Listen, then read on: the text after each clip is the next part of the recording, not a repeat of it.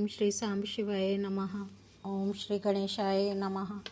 श्री शिव महापुराण में रुद्र संहिता पार्वती खंड का 31वां अध्याय प्रारंभ करते हैं।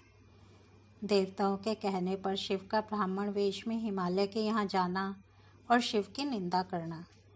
ब्रह्मा जी बोले, हे नारद, इस प्रकार मेना और शैलराज की शिव में अनन्य भक्ति देखकर इंद्र आदि सभी देवताओं ने विचार किया। देवता बोले, यदि हिमालय शिवजी में अनन्य भक्ति पूर्वक शंकर जी को अपनी कन्या देंगे तो भारत में अवश्य ही निर्वाण पद प्राप्त कर लेंगे। यदि इन अनंत रत्नों से पूर्ण वे हिमालय वसुंधरा को त्याग कर चले जाएंगे तो निश्चय ही इस पृथ्वी का रत्न गर्भा यह नाम व्यर्थ हो जाएगा। इस स्थावर रूप को छोड़कर दिव्य रूप धारण कर और अपनी कन्या शूलधारी शंकर को देकर वे अवश्य ही शिवलोक चले जाएंगे। उन्हें शिवलोक में सारूप्य मुक्ति प्राप्त होगी, इसमें संशय नहीं। वहाँ अनेक प्रकार के श्रेष्ठ भोगों को भोग कर वे मुक्त हो जाएंगे। ब्रह्मा जी बोले, यह कहकर वे सभी देवता इस बात का विचार कर विस्मित हो परस्पर मंत्रणा करके बृहस्पति को हिमालय के पास भेजने की इच्छा करने लगे। हे नारद, तब इंद्रादि सभी देवता स्वार्थ साधना की इच्छा से विनम्र होकर प्रीतिपूर्वक बृहस्पति के घर गए। वे देवता वहां जाकर बृहस्पति को प्रणाम करके आदरपूर्वक उन गुरु से सारा वृतांत कहने लगे। देवता बोले, हे गुरु, आप हम लोगों की कार्य सिद्धि के लिए हिमालय के पास जाइए और वहां जाकर प्रयत्नपूर्वक शिव की निंदा कीजिए। पार्वती शिव के अतिरिक्त किसी अन्य का वरण नहीं करेंगी और वे हिमालय बिना इच्छा के ही अपनी कन्या पार्वती का विवाह शिवजी के साथ करेंगे और शीघ्र ही इसका फल प्राप्त कर लेंगे। हे गुरु, हम लोगों की इच्छा है कि हिमालय अभी पृथ्वी पर निवास करें, अतः आप अनेक रत्नों को धारण करने वाले उन हिमालय को पृथ्वी पर स्थापित कीजिए। ब्रह्मा जी बोले, देवगणों की यह बात सुनकर बृहस्पति ने अपने कानों पर हाथ रख लिया और शिवजी का नाम स्मरण करते हुए उन्होंने इस बात को स्वीकारा नहीं। उदार बुद्धि वाले बृहस्पति महादेव जी का स्मरण कर श्रेष्ठ देवताओं को बार बार धिक्कारते हुए कहने लगे। बृहस्पति जी बोले, हे देवताओं, तुम लोग स्वार्थ साधक और दूसरे के कार्य को विनष्ट करने वाले हो। शंकर जी की निंदा करके मैं निश्चित रूप से नरक चला जाऊंगा। इसलिए आप लोगों में से कोई हिमालय के पास जाकर हिमालय को समझाकर अपना कार्य सिद्ध करे, जिससे वे अनिच्छापूर्वक अपनी कन्या शिवजी को देकर भारत में निवास करें, क्योंकि भक्तिपूर्वक कन्या देकर वे निश्चित ही मोक्ष प्राप्त कर लेंगे। बाद में सप्तर्षि पर्वतराज को समझाएंगे कि यह पार्वती शिवजी को छोड़कर दूसरे किसी का वरण नहीं करेगी। अथवा हे देवताओं, आप लोग इंद्र के साथ ब्रह्मलोक को जाएं और अपना सारा वृतांत ब्रह्मा जी को बताएं, वे ही आप लोगों का कार्य संपन्न करेंगे। ब्रह्मा जी बोले, यह सुनकर और विचार कर वे सभी देवता मेरी सभा में आए और प्रणाम कर आदरपूर्वक अपना सारा वृतांत उन्होंने मुझसे निवेदन किया। हे मुने, तब देवताओं की उस शिव निंदक विषय बात को सुनकर वेदवक्ता में दुखी होकर उन देवताओं से कहने लगा। ब्रह्मा जी बोले, हे वत्सों, मैं शिवजी की दुस्सह निंदा नहीं कर सकता हूँ, क्योंकि शिवजी की निंदा संपत्ति का विनाश करने वाली एवं विपत्तियों का कारण है। इसलिए हे देवताओं, आप लोग कैलाश पर जाएं और शिव को संतुष्ट करें तथा उन्हीं को हिमालय के घर भेजिए। वे ही स्वयं हिमालय के घर जाकर अपनी निंदा करें, क्योंकि परनिंदा विनाश के लिए और आत्मनिंदा यश के लिए कही गई है। ब्रह्मा जी बोले, वे देवता मेरी बात सुनकर प्रेम से मुझे प्रणाम कर शीघ्र ही शैलराज कैलाश पर्वत पर गए। वहां जाकर शिवजी को देखकर सिर झुकाकर शिवजी को प्रणाम करके हाथ जोड़कर वे सभी देवताओं शिवजी की स्तुति करने लगे। देवता बोले, हे देवदेव, हे महादेव, हे करुणाकर, हे शंकर, हम सब आपकी शरण में हैं, आपको प्रणाम है, हम लोगों पर कृपा कीजिए। हे स्वामीन, आप भक्त वत्सल हैं, सदा भक्तों का कार्य करने वाले, दीनों का उद्धार करने वाले, कृपा सिंधु और भक्तों की आपत्ति दूर करने वाले हैं।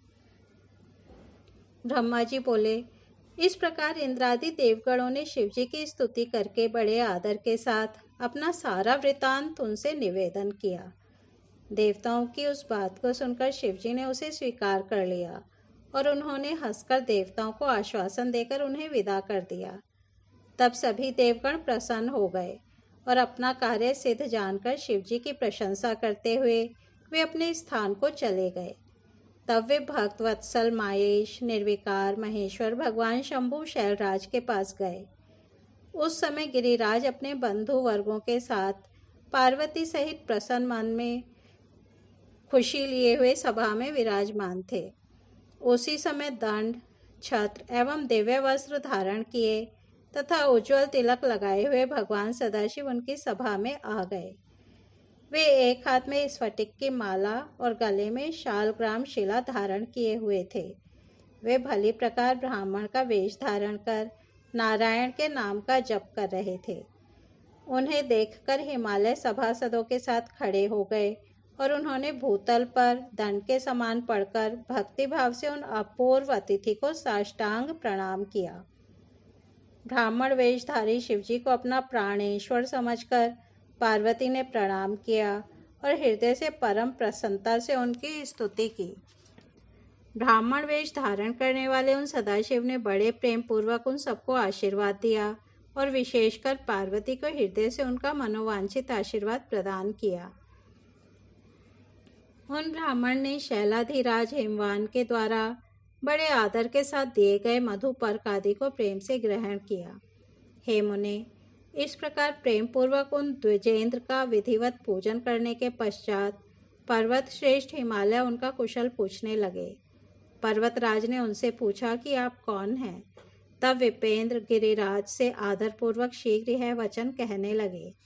विपेंद्र बोले, हे गिरिश्रेष्ठ, मैं बुद्धिमानों में श्रेष्ठ वैष्णव ब्राह्मण हूँ और ज्योतिष वृत्ति का सहारा लेकर पृथ्वी तल में विचरण करता हूँ।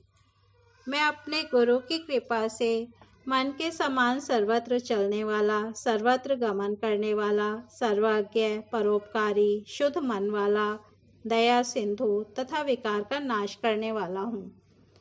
मुझे ज्ञात हुआ है कि आप कमल के समान दिव्य उत्तम रूप वाली तथा सर्वलक्षण संपन्न अपनी यह कन्या, आश्रय रहित, असंग, कुरूप, गुणहीन, शमशान में रहने वाले, सर्पधारी, योगी, नग्न, मलिन शरीर वाले, सर्प का आभूषण धारण करने वाले, अज्ञात कुल तथा नाम वाले, कुशील, विहार में रुचि न रखने वाले, विभूति से लिप्त देह वाले, अत्यंत क्रोधी, अज्ञानी, अज्ञात आयु वाले, सदा विकृत जटा धारण करने वाले, सबको आश्रय देने वाले, भ्रमणशील, नागों का हार पहनने वाले, भिक्षुक, कुमार्ग में निरत तथा हठ पूर्वक वैदिक मार्ग का त्याग करने वाले शिव को देना चाहते हैं।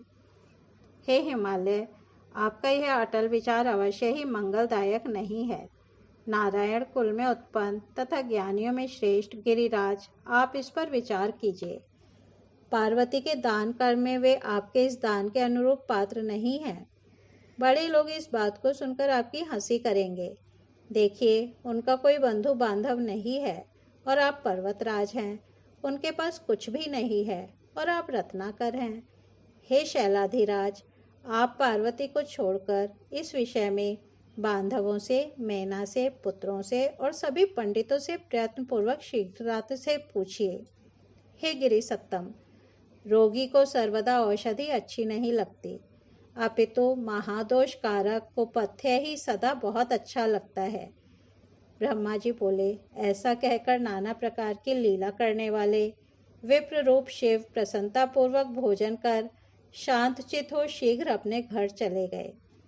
इस प्रकार श्री शिव महापुराण के अंतर्गत द्वितीय रुद्र संहिता के तृतीय पार्वती खंड में शिव माया वर्णन नामक 31वां अध्याय पूर्ण हुआ।